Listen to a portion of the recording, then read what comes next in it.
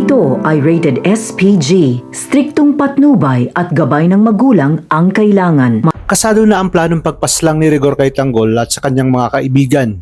Itinaon ito ni Rigor habang abala ang mga tao sa pista ng Buenaventura kung saan doon nagkaroon ng kasiyahan. Tila pumasok ang mga kaibigan ni Tanggol na maglalagay sa kanila sa bingit ng kamatayan. Pagpasok sa lugar ay tinutukan agad sila ng mga pulis asset at wala silang nagawa kundi itaas ang kanilang mga kamay. Dito na diskubre ni Bulldog na set up ang nangyayari, lalo na nang bumugad sa kanilang harapan si Rigor at isa-isang pinahirapan ni Rigor ang mga kaibigan ni Tanggol. Habang tahimik na pinagmamasdan ito ni Enteng, habang si Tanggol naman ay kinakabahan na para sa kanyang mga kaibigan, kaya sinundan niya sila upang alamin ang sitwasyon. At kasama si Ramon ay haharapin nila ang isang mabigat na laban. Pinag-utos si Rigor kay Enteng na bago patayin ang mga kasamahan ay pahirapan muna ito. Una niyang pinahirapan si Bulldog kung saan itinutok sa kanyang tiyan ang barena, ngunit hindi kinaya ni Enteng ang utos. Lumuhod siya sa harapan ni Rigor at nagmakaawa na siya na lamang daw ang patayin, wag lang ang kanyang mga kaibigan. Kaya pinapili siya ni Rigor kung papatayin niya ang kanyang mga kaibigan o papatayin ang kanyang ina sa harap niya. Kaya dito wala nang nagawa si Enteng. Itinutok kay Bulldog ang baril, sabay ipinapatok at humingi ng tawad.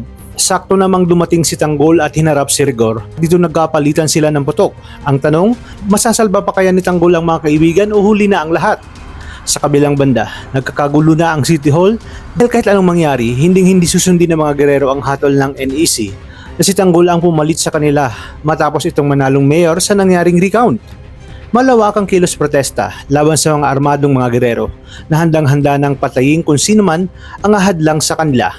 Gamit nila ang kapulisan para harangin ang pagtangkang pagpasok sa City Hall. Kasama mismo si Tanggol sa kilos protesta, kibit-balikat silang nagmarcha laban sa mga gerero. Di nagtagal ay nakapasok sila ng City Hall sa lakas ng puwersa ng mga tao at nagkakaisa. Nakapasok si Tanggol sa loob at nakipagpalitan ng putok sa puwersa ng mga gerero.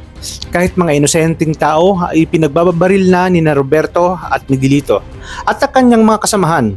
Samantala, nagkaroon din ng engkwentro sina Jackie at Marites kung saan pinaghahampas si Marites si Jackie hanggang sa subukan ni Jackie ihulog si Marites sa mataas na palapag ng gusali. Ngunit hindi nila alam na hawak pala ni Miguelito ang kanilang alas sa sipunggay. Dinala niya ito sa mataas na tore at dito nagplanong ihulog ang dalaga. Ngunit maya-maya pa ay nagpang-abot na sila ni Tanggol at ito na ang huling laban na hindi natin dapat palalampasin. Dahil sunod-sunod ang mabibigat na suntok na bibitawan ni Tanggol labang kay Miguelito na lalong magpapainit sa eksena at tensyon.